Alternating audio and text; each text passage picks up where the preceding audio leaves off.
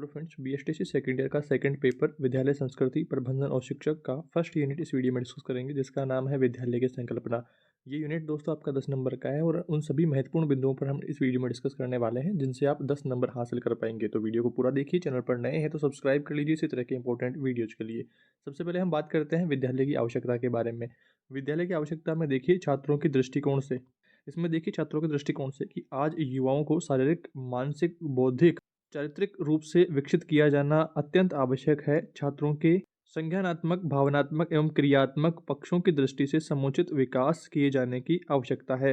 विद्यालय विभिन्न प्रकार की गतिविधियों, शैक्षिक एवं सह शैक्षिक क्रियाओं के माध्यम से छात्रों का विकास करता है। विद्यालय की संपूर्ण गतिविधियां छात्रों के विकास के लिए ही आयोजित की जाती है। इसके बाद में अब हम बात करते हैं अभिभावकों के दृष्टिकोण से कि अभिभावकों का दृष्टिकोण क्या है विद्यालय के प्रति। प्रत्येक अभिभावक विद्यालय से यह अपेक्षा रखता है कि उसका बालक उसकी आयु के अनुसार विकास करे। प्रतिस्पर्धा के इस दौर में अभिभावकों के सम्मुख यह धर्म संकट है कि उनका बालक अन्य बालकों की तुलना में श्रेष्ठ हो। यही भावना उन्हें श्रेष्ठ विद्यालय का चयन करने के लिए प्रेरित करती है। इस दृष्टिकोण से विद्यालयों की आवश्यकता स्पष्ट करती है।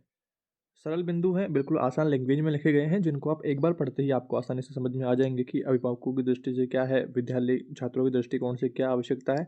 और अब हम बात करते हैं सामाजिक दृष्टिकोण से, समाज के दृष्टिकोण से क्या विद्यालय की आवश्यकता क्यों है। विद्यालय एवं समाज के वातावरण में अंतर नहीं होना चाहिए। विद्यालय में वे गतिविधियां आयोजित करवाई जानी चाहिए जिनसे समाज की आवश्यकता के अनुरूप बालक तैयार हो सके और समाज सहयोग, सहिष्णुता, भाईचारा, प्रेम आदि से स्वस्थ समाज का निर्माण करते हुए विद्यालय का कार्य ऐसे व्यक्ति तैयार करना है जो उपयुक्त गुणों से संपन्न होकर के इसी प्रकार समाज में बहुत सारी कुरीतियां जो हैं उनको हटाए, कुपरंपराएं आदि विद्यमान है उनको हटाने का काम करें। इसके बाद में अब हम बात करते हैं राष्ट्रीय दृष्टिकोण से। हमारे समक्ष राष्ट्रीय प्रतिस्पर्धा के अनेक उदाहरण हैं। यथा सोवियत रूस ने पहला चंद्रयान 1957 में पृथ्वी के कक्ष में भेजा तो अमेरिका में तहलका मच गया कि वहां के तत्कालीन राष्ट्रपति ने देश को संबोधित करते हुए शिक्षाविदों को आग्रह किया कि विद्यालयों को सुधारो ताकि हम विश्व प्रतिस्पर्धा में आगे निकल सकें।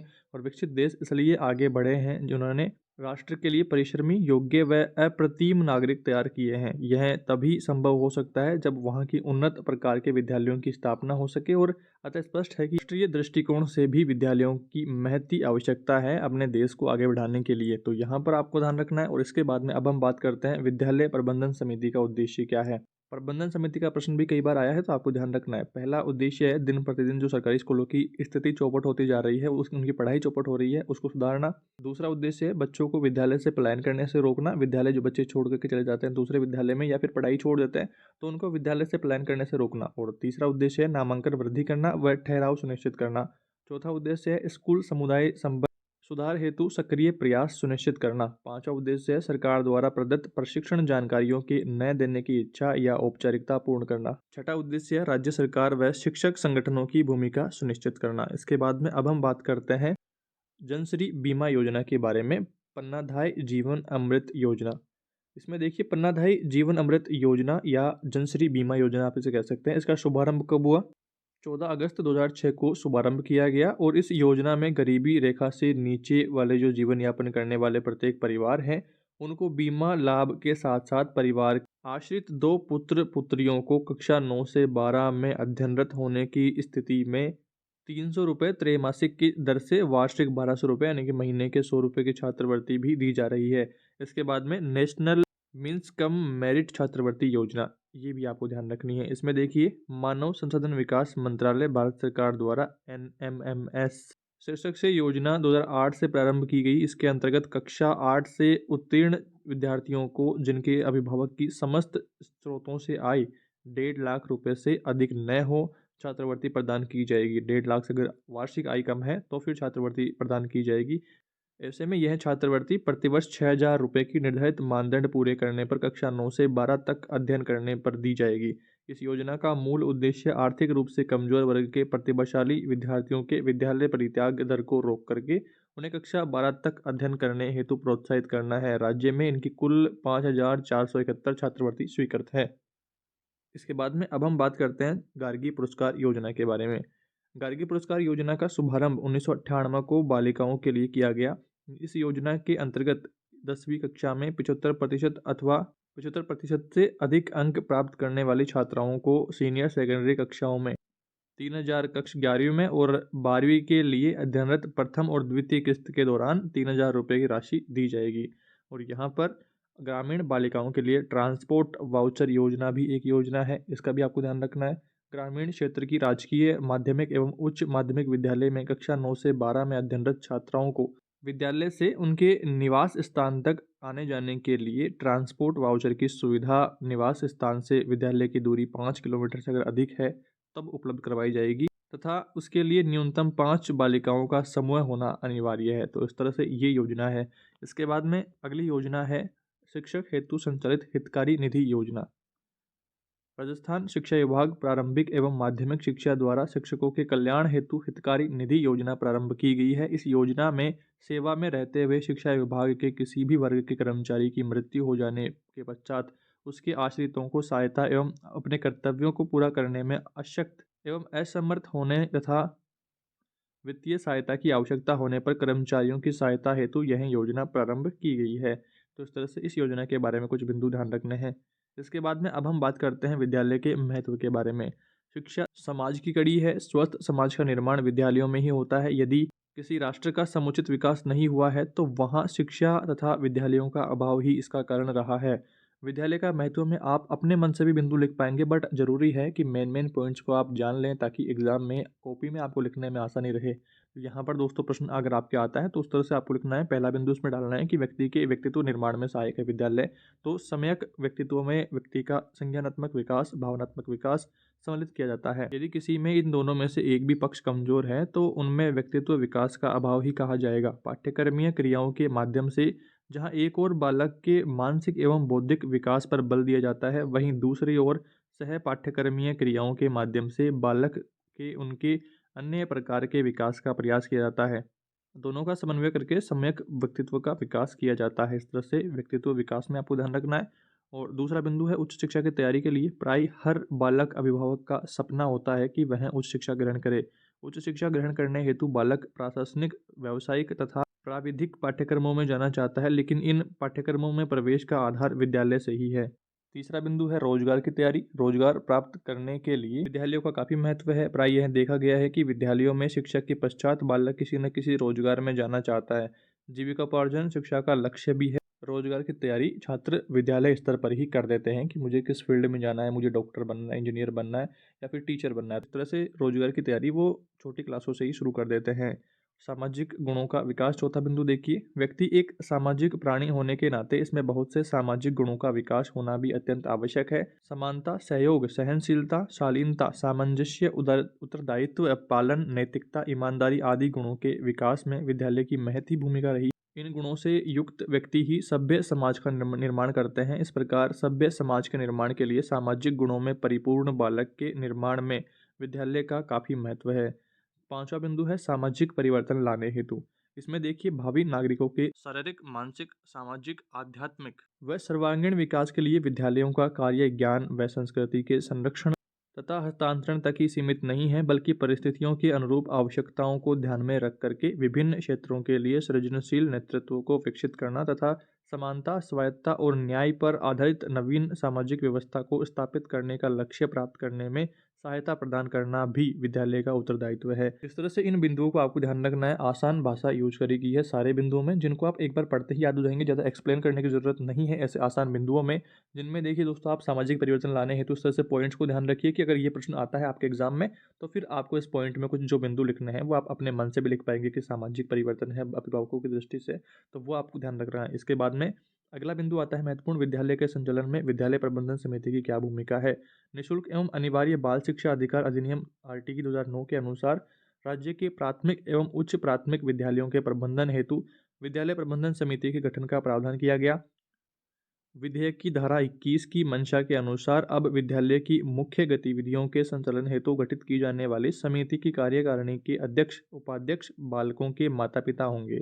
विद्यालय के विकास से संबंधित सभी निर्णय गठित समिति द्वारा किए जाएंगे। इससे समाज के स्वामित्व वाली अवधारणा का विकास होगा और अभिभावकों को ऐसा लगेगा कि बच्चों के प्रति सही काम हो रहा है। अगर उन्हें लगेगा कि बच्चों की पढ़ाई सही नहीं हो रही है तो वो सुझाव दे सकेंगे कि आप इस तरह से करिए, या कुछ कमी उन्हें लग रही है तो उसको ठीक करने का वो सुझाव दे पाएंगे और सही यहाँ पर बच्चों की पढ़ाई हो पाएगी।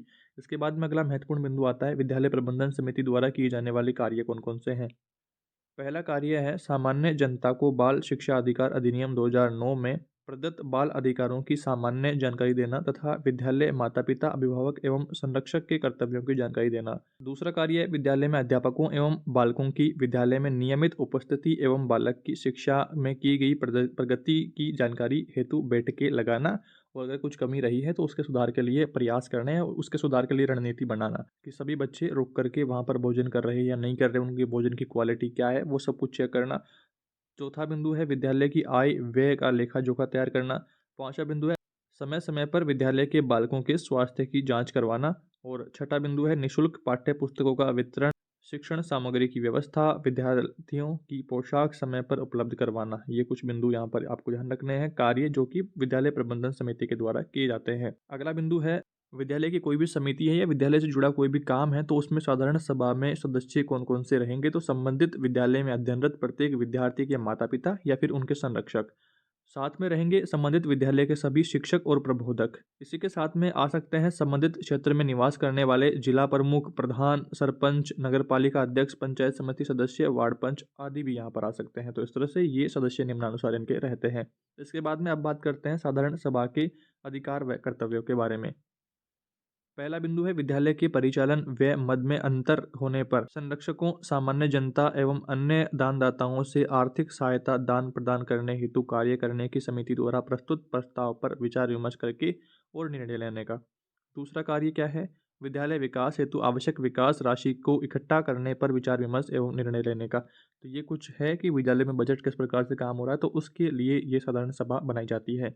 इसके बाद में अब हम बात करते हैं विद्यालय प्रबंधन की कार्यकारिणी समिति की। अगर परिभाषा के रूप में पूछता है क्या होती है, ऐसा प्रश्न आता है, तो उसमें आपको लिखना है कि विद्यालय के कार्य सुचारू रूप से चलने के लिए 15 सदस्यीय कार्यकारिणी समिति होगी। इसमें से न्यूनतम 3/4 यानी कि 11 सदस्य माता पिता या संरक्षकों में से होंगे तथा 4 सदस्य मनोनीत होंगे, जैसे वार्ड पंच, सरपंच या नगर पालिका अध्यक्ष द्वारा, वो वहाँ पर होंगे। और कार्यकारिणी सदस्यों में 50% महिलाएं, अर्थात कम से कम 7 महिलाएं अवश्य रूप से होगी, ताकि बच्चों को, देखिए ज़्यादातर बच्चे पिता की बजाय माता के साथ में अपने सारे विचार साझा करते हैं, जैसे अपन विद्यालय में क्या पढ़ा, विद्यालय में क्या सीखा, वो सब कुछ मम्मी को ज़्यादा बताते हैं। तो वहाँ पर महिलाओं को भी यहाँ पर स्थान दिया गया है। 7 महिलाएं कम से कम होनी चाहिए, 50% महिलाएं वहाँ पर होगी तो फिर सभा यहाँ पर कंप्लीट होगी। तो ये विद्यालय प्रबंधन की कार्यकारिणी समिति के बारे में आपको ध्यान रखना है। इसके बाद में अब हम बात करते हैं एक अच्छे विद्यालय की संकल्पना के बारे में।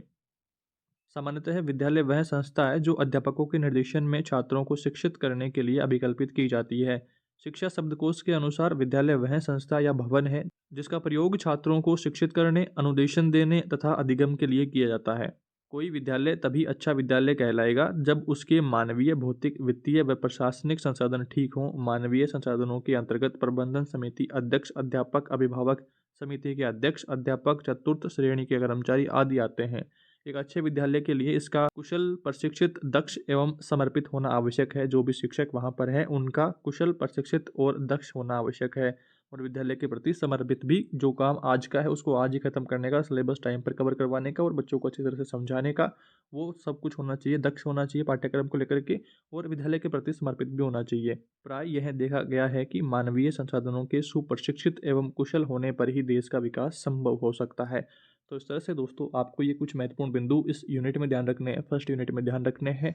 थोड़ा सा लैंग्वेज टाइप ज़्यादा है, मटेरियल विद्यालय के बारे में ही बात करी गई है, तो आपको ध्यान रखना है। विद्यालय और शिक्षकों से संबंधित और भी इस यूनिट में टॉपिक्स हैं जो कि आप प्रश्न देखते ही आसानी से समझ जाएंगे। हार्ड नहीं है, आप मन से भी कर पाएंगे। जैसे विद्यालय क्या है, विद्यालय में पढ़ाई किस तरह से होती है, टाइम टेबल वगैरह, वो सब कुछ मैनेज किस तरह से होता है, उन सब के बारे में आप आसानी से कर पाएंगे। या और भी इससे रिलेटेड प्रश्न आएगा तो उनको आप मैनेज कर पाएंगे। और हमने मॉडल पेपर का वीडियो डाल दिया है कि इस सेकंड पेपर से किस तरह के वीडियोस आएंगे, तो उनको आप देख लीजिएगा। बात आती है सेकंड पेपर में फर्स्ट यूनिट की, तो फर्स्ट यूनिट में आपको 10 नंबर हासिल करने के लिए ये कुछ महत्वपूर्ण बिंदु आपको जरूर से ध्यान रखना है, एटलीस्ट इनको जरूर से याद क्लियर कर लेना है।